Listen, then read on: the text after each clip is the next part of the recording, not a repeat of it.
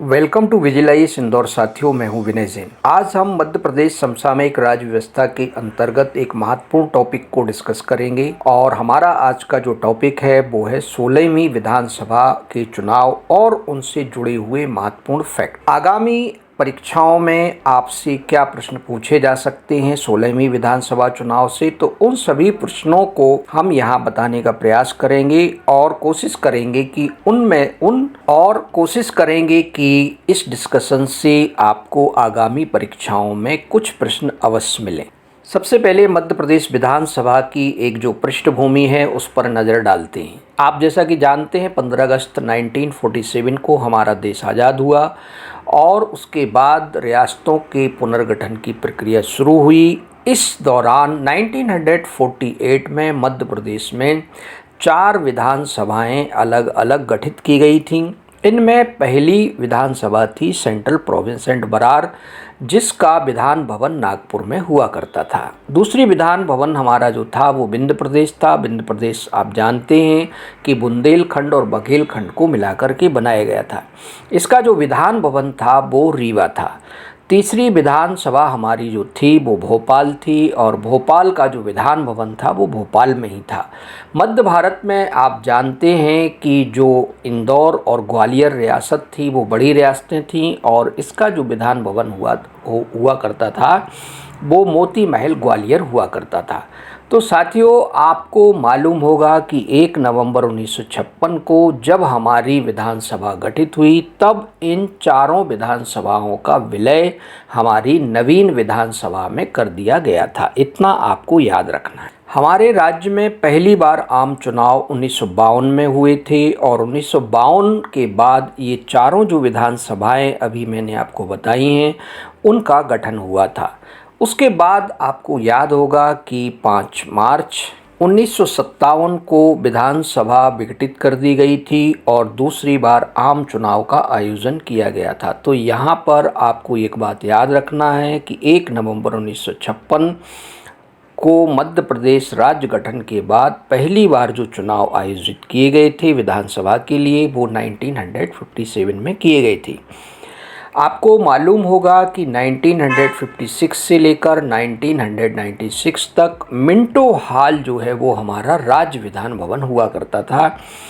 फिर उसके बाद एक नए विधान भवन की आवश्यकता महसूस की गई जो 1996 में बनकर तैयार हुआ और उसका नाम रखा गया इंदिरा गांधी विधान भवन।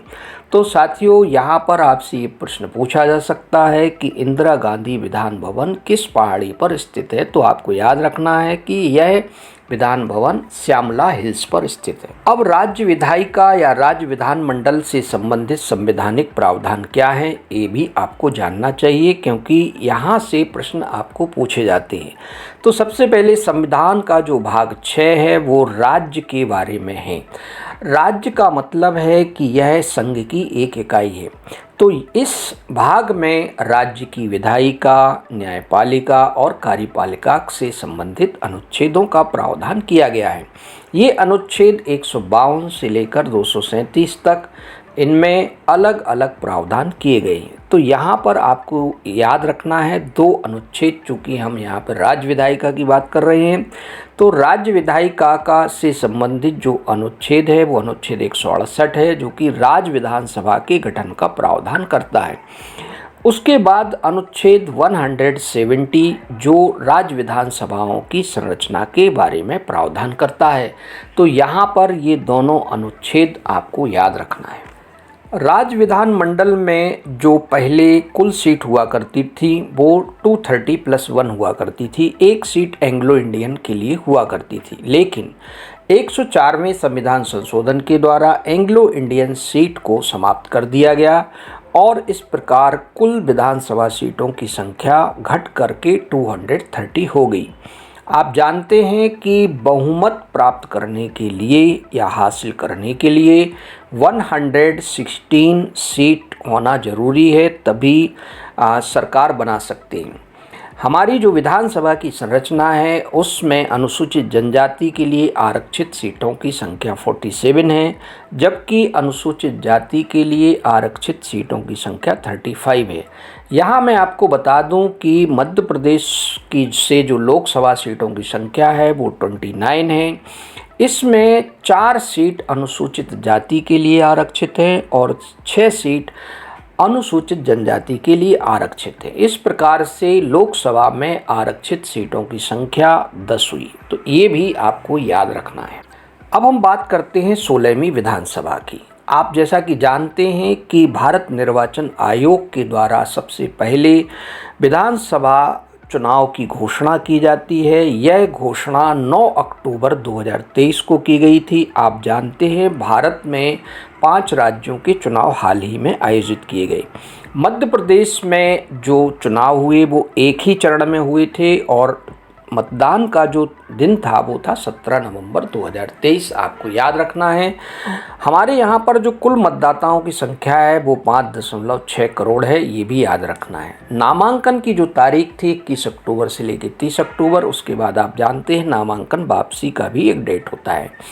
इसके बाद जब चुनाव संपन्न हो गए तो मतगणना हमारे राज्य में 3 दिसंबर 2023 को हुई और उसके बाद 13 दिसंबर 2023 को मुख्यमंत्री ने शपथ ग्रहण की। 25 दिसंबर 2023 को मंत्री परिषद के मंत्रियों ने शपथ ली, लेकिन उनको विभागों का आवंटन नहीं किया गया। 16वीं विधानसभा के जो चुनाव परिणाम हैं उस पर भी हम एक नज़र डाल लेते हैं। सबसे पहले आपको मालूम होगा कि भारत निर्वाचन आयोग के द्वारा एक मुख्य कार्यकारी अधिकारी को नियुक्त किया जाता है, जिसकी देखरेख में विधानसभा के चुनाव का आयोजन किया जाता है। तो यहाँ पर चुनाव पदाधिकारी जो हैं उनको आपको याद रखना है। उनका नाम था अनुपम राजन। इन्होंने 16वीं विधानसभा के चुनाव सफलतापूर्वक आयोजित किए। मतदान का जो प्रतिशत रहा 16वीं विधानसभा में वो 77.15% रहा। इसमें भाजपा को 48.55% वोट मिला, जबकि भारतीय राष्ट्रीय कांग्रेस को 40.40% वोट मिला। बसपा को 3.40% वोट मिला और जो अन्य दल थे जैसे कि आम आदमी पार्टी था या कम्युनिस्ट पार्टी ऑफ इंडिया था या कम्युनिस्ट पार्टी मार्क्सिस्ट था या समाजवादी पार्टी था, ये सभी दल 1% से कम वोट प्राप्त कर पाए। तो यहाँ पर ये बात आपको याद रखना है। 16वीं विधानसभा की जो 230 सीटों के चुनाव परिणाम सामने आए उसमें भाजपा को 163, कांग्रेस को 66, भारत आदिवासी पार्टी को 1 सीट मिली और इस चुनाव में महिला विधायक जो चुनकर आई हैं वो 27 सीटों पर चुनी गई, जिसमें भाजपा से 21 और कांग्रेस से 6 सीटों पर महिला प्रत्याशियों ने विजय हासिल की। अब इस विधानसभा में कुछ जो रिकॉर्ड बनाए गए हैं उन रिकॉर्ड पर हम एक नज़र डालते हैं। सर्वाधिक मतदान प्रतिशत जो रहा वो सैलाना विधानसभा में रहा, जो कि रतलाम जिले में आती है। सबसे कम मतदान का जो प्रतिशत रहा अलीराजपुर जिले की जोबड़ विधानसभा क्षेत्र में रहा। सबसे जो युवा विधायक हैं जो चाचौड़ा गुना से हैं, भाजपा की प्रत्याशी हैं प्रियंका पैंची, इन्हीं को प्रियंका मीणा भी कहते हैं।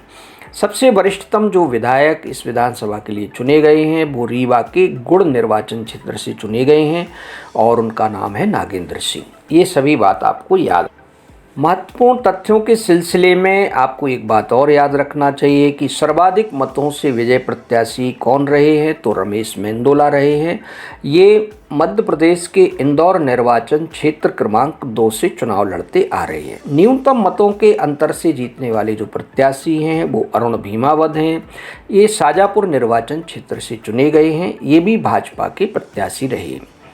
इस चुनाव की सबसे मज़ेदार बात ये थी कि इसमें एक नया प्रयोग किया गया था और इसमें 3 केंद्रीय मंत्री और 7 सांसदों को चुनाव में उतारा गया था। साथियों, इसमें से 2 सांसद पराजित हुए और 1 केंद्रीय मंत्री पराजित हुए, तो उनको आपको याद रखना है। इस चुनाव में पूर्व मुख्यमंत्री कमलनाथ और सिटिंग मुख्यमंत्री जो शिवराज सिंह चौहान हैं, उन्होंने भी अपने अपने विधानसभा क्षेत्रों से चुनाव लड़ा और दोनों मुख्यमंत्री विजयी हुए। अब हम अपने नेक्स्ट वीडियो में मध्य प्रदेश मंत्रिपरिषद या मध्य प्रदेश मंत्रिमंडल के बारे में चर्चा करेंगे। आपको मालूम होगा कि मध्य प्रदेश राज्य व्यवस्था के अंतर्गत कार्यपालिका भी एक महत्वपूर्ण टॉपिक है। चूँकि अभी विभागों का आवंटन नहीं हुआ है, जैसे ही होगा तब हम आपको इस टॉपिक पर डिटेल्स में भी बताएंगे और साथ में ये भी बताएंगे कि इससे जुड़े हुए जो अनुच्छेद हैं या संवैधानिक पहलू हैं उनको भी आप जान पाएंगे। साथियों, विजिल IAS पर बहुत सारा कंटेंट आपके लिए परीक्षा के दृष्टिकोण से अपलोड कर दिया है और इसमें मध्य प्रदेश करंट अफेयर्स के जो 10 मॉड्यूल हैं जो कि अलग अलग टॉपिक पर हैं, जैसे कि मध्य प्रदेश खेलकूद, मध्य प्रदेश समसामयिक राज्य व्यवस्था, मध्य प्रदेश समसामयिक आर्थिक घटनाक्रम, ये सभी जो मॉड्यूल हैं ये आप यहाँ हमारे ऐप से डाउनलोड कर सकते हैं। साथियों, इसके अलावा एक हमने 5 FLT या 500 क्वेश्चन की एक बुकलेट जिसे सर्वज्ञ प्रैक्टिस वर्कबुक नाम दिया गया है, वो भी आप फ्री ऑफ कॉस्ट हमारे ऐप से डाउनलोड कर सकते हैं। MPPSC प्रीलिम्स 2024 के लिए जनवरी माह में हम ऑनलाइन एक टेस्ट सीरीज शुरू करने जा रहे हैं। उसकी सूचना भी हम आपको अपने इसी ऑडियो कार्यक्रम में और सोशल मीडिया का हमारा जो टेलीग्राम ऐप है विजिल IAS, उस पर आपको बताएंगे। अंत में आप सभी अभ्यर्थियों ने इस ऑडियो प्रोग्राम को सुना, उसके लिए हम आपका दिल से आभार करते हैं। और साथियों, नव वर्ष 2024 है वो आपके जीवन में उल्लास और उमंग लाए।